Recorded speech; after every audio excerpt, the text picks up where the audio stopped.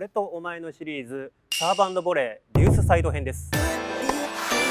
何歩でちゃんと行くのかっていうのを基本はオープンコートでいいと思いますね。そうです。段階を得てこうやっていくっていうのがサーブ&ボレーの流儀。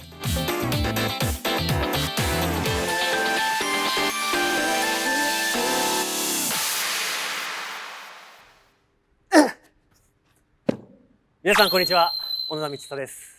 今回は俺とお前のシリーズサーブ&ボレーデュースサイド編です。今日も高尾プロと一緒に解説していきたいと思います。高尾プロよろしくお願いします。はい、よろしくお願いします。サーブ&ボレー、はい、我々の得意分野といいますかね。そうですね。今の時代あんまり使う人がいなくなったんですけれども。いやーもう本当ツアーの中でいないって言った方がいいですね。嘘ではないね。まず言い切ると。いやカロビッチがとか、例えばそうやる時がありますけど、そのサーブ&ボレーをいわゆる主軸としたスタイルの選手はもういないです。僕が言うとね、なんか僕はサーブ&ボレーをずっとやってきたのでちょっとあれですけど、僕なんかもう小学校の時ですね、もう3、4年生ぐらいの時にベッカーとエドバーグのウィンブルドンの映像を見て、なるほど、かっこいいと、これがみんなやるテニスなんだと思ってやってました。そうですよね。昔の20年前ぐらいのテニスってサーブ&ボレーが主体が多かったですね。世界のもちろん100位以内の選手の3分の1ぐらいは結構やってたし、特にウィンブルドンで勝つ、グラスコートで勝つっていう選手はもうサーブ&ボレーできないと勝てないって言われてた。そうですね。3プラス、はい、それに対抗してアガシっていう両極端の選手がいたんですけどね、やはりサーブ&ボレー決めるとかっこいいなって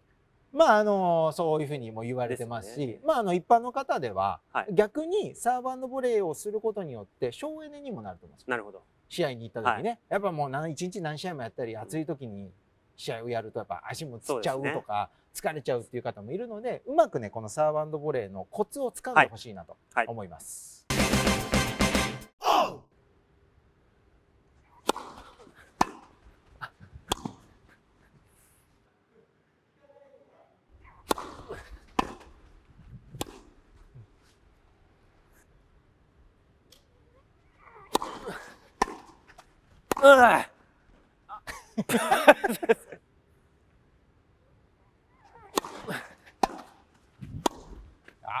スーパー。よいしょ。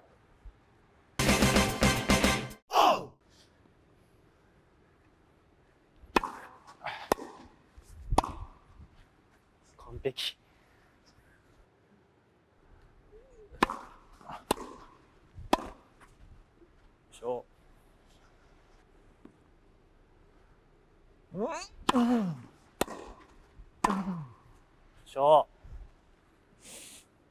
流れでよいしょ。チ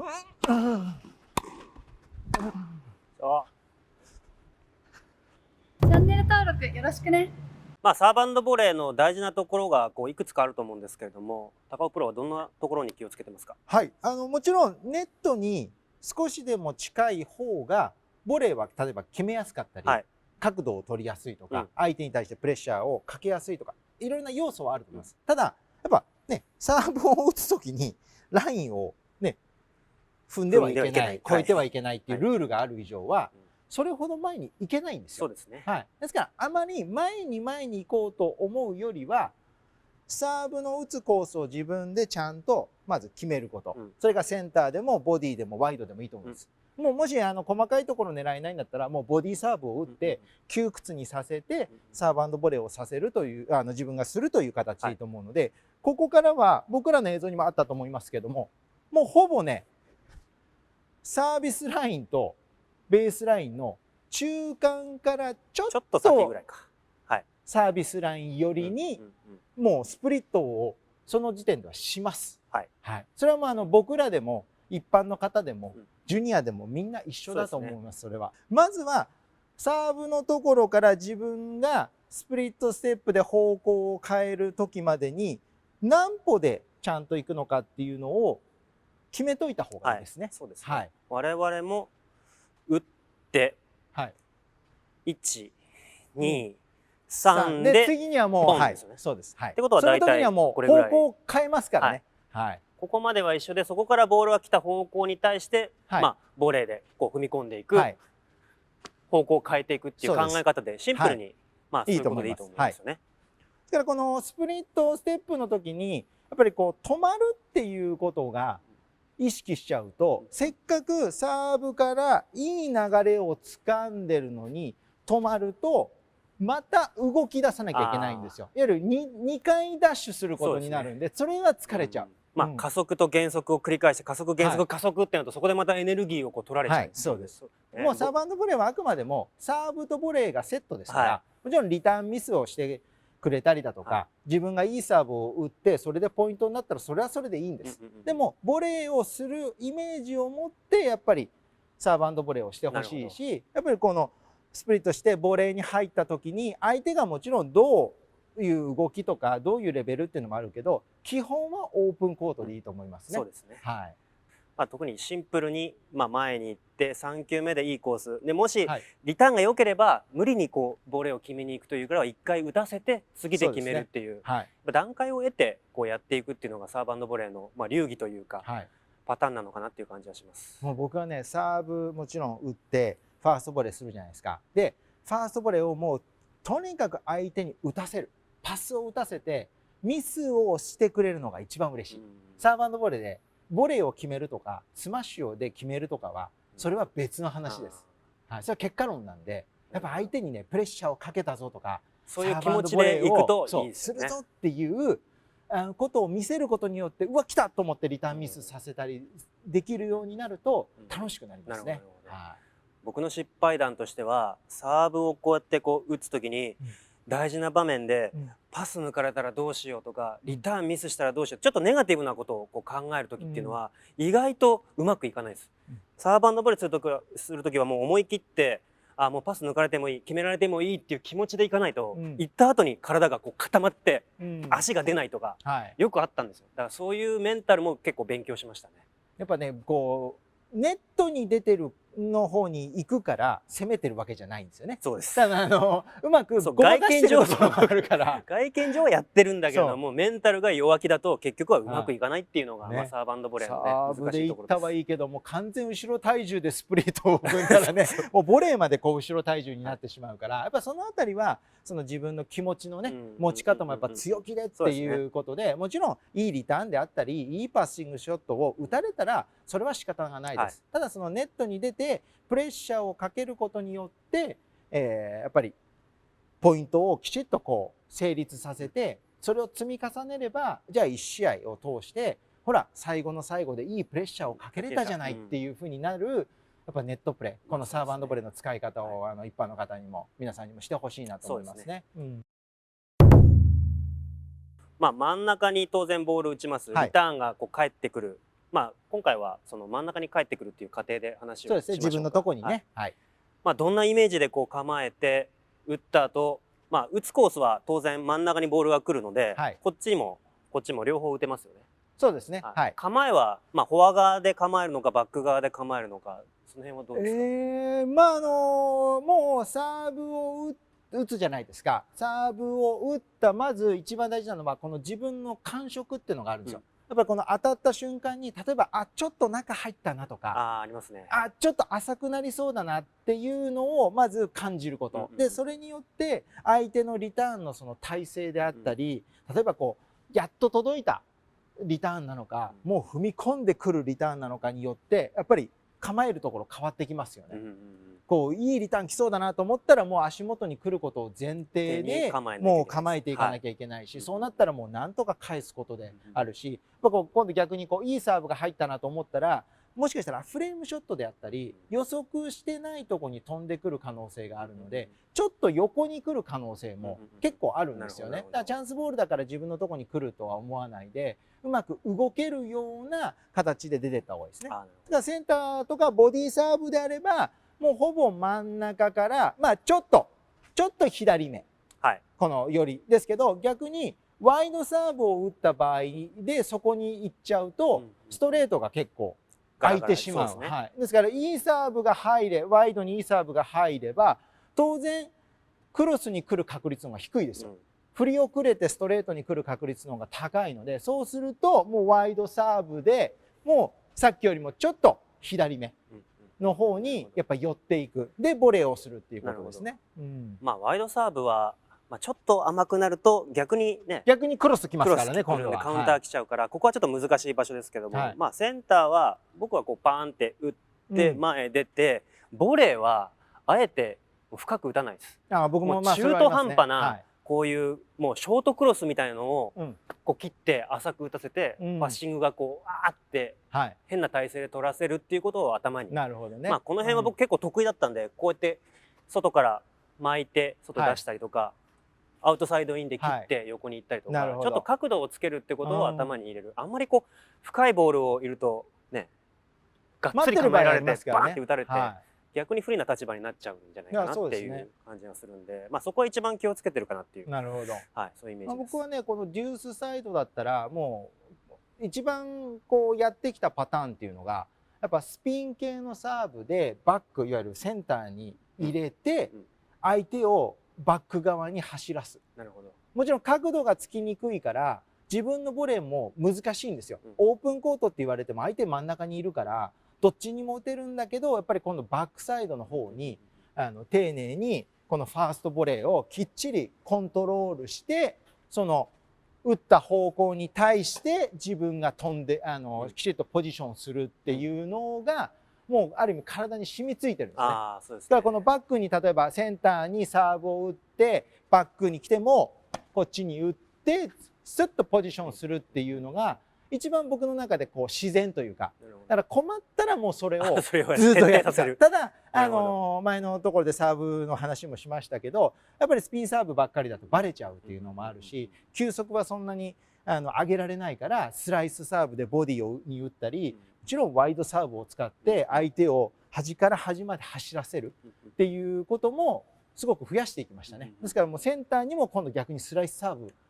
打ってちょっと詰まらせてみたいな、低いところで打たせてリターンをちょっと考えさせるっていうパターンも持つようになりました。逆にワイドサーブを打った時はどうですか？構える位置、そして考えることっていうのは。まあちょっと左寄りではありますけど、自分の入ったサーブの具合によって、もうこれクロスに引っ張られるなと思ったら左には寄ってるけどこっちに動けるようにはしとく。それってわざと開けます？こっち側。いや、わざとは開けない。もう自分の基本的な場所としてワイドサーブ打ったらこの辺りにもう行くっていうのをもう決めてるから、あまりにもどっちかを開けるっていうことはしないですね。じゃあ例えば30オールとかデュースとか大事な場面って高尾プロは何割程度とかでこっち打つとかってあります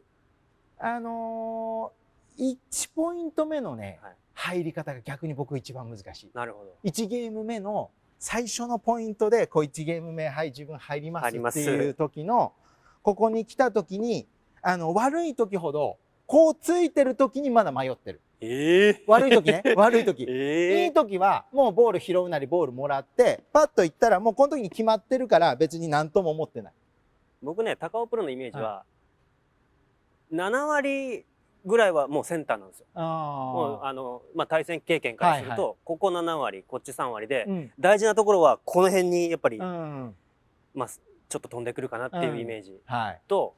もう逆にアドサイドはもうほぼほぼ大事な時はセンターセンターのスライスを取るっていうね。ここはまあちょっと分かってても取れない領域に来る時があるんで、こうやって構えてる時は考えてない時がある。決めきれてない。なるほど。だってアップしてこうやってバーンってやって3分アップするじゃないですか。でこうやって入ってくる時まだ決めきれてない。決めきれてない。相手の1ゲーム目とかだったら別に取られてもどうこうっていうのがあるからいいですけど、例えば334455とかで30オールデュースまでいったらもうこの待っているいわゆるポイント間の間でそれまでのいわゆるデータをある程度計算してるんですよ。センターに打ったらこれぐらい返されてるな、ワイドだとこれぐらい取れてるな、返されてるなっていうのを判断して、今はどうしようか、もうこのポイントを絶対取るということだけを考えるんであれば確率の高いことをするけども、まだこの先ある、例えば第1セットの2-2の30オールと例えば第3セットの4-4の30オールじゃ僕は違うと思う。データ量も違うから、まあそうですねそこでじゃあどういうふうに入るってパッとなった時に相手も一回見てもう何も変えずに打つ時もあるし、決めてじゃあセンターで決めてたと思って相手をパッて見た瞬間になんとなくセンターまずいなって思ったらもう変えます。もうその瞬間には OK ワイドって言ってパッと打ってサーブ&ボレーをしに行く。迷う時が必ずある。絶対あります。それはね例えばサンプラスみたいなサーブが問題はないですけど、帰ってくるということをやっぱり考えておかなきゃいけないから、どれくらい返されてるでどれぐらい方向的に多いかなと。例えば力のある選手なんかは腕っぷしで持ってくるし、ボディをうまくこう打つ選手も中にはいるから、読んでる時もありますからね。だからボディサーブでもね真ん中ばっかりじゃないんでね、ちょっとフォア目とちょっとバック目の3種類を持ってる。なるほど。僕はですね、基本ちょっとフラットスピン系なので、迷った時はボディにほぼほぼ強いボールがいきます。で、あとは少しバック系とかフォア系の方に若干回転をかけてるのをミックスしながら、もうパワーで押すっていうのを、ちょっと優先的にやってるタイプだったんですよ。だからコントロール性とかそのボールのスリーで決めていくっていう感じよりかは、もうとにかく力で押して優位な形でボレーをするっていう考え方だったんで、失敗する回数の方がやっぱりちょっと多かったですね。じゃあもう力で例えばねセンターで力で押すんだったら、もうある意味センタードンって打ったらここに欲しいんだよね。それかふわふわってきたボールをバンって処理するか。力で押してるってことは相手を振り遅れさせたいから方向がある程度こっちに来た方がスムーズなんですよ。だから力でいってるのにバックに引っ張られるってことはよっぽど読まれてるか、もうそのサーブが通じなくなっちゃうね。あとはやっぱりリターンの構えのポジション、相手の構えのポジションがやはり海外行くと後ろで構えてる選手結構いたんで、そういう時はもう瞬時にこうパッて見て、サイド空いてるなと思ったらあえてちょっとゆっくりなサーブをワイドに入れてからの相手を動かすってことね。じゃないと相手のポジションがやっぱ変わってこないっていう。そうですね。同じサーブ打ってても同じリターン返ってくるから、少しこう変化をつけながらと、あとはこうサーブをこう打つポジションちょっと変えて若干変えたりとかして相手にも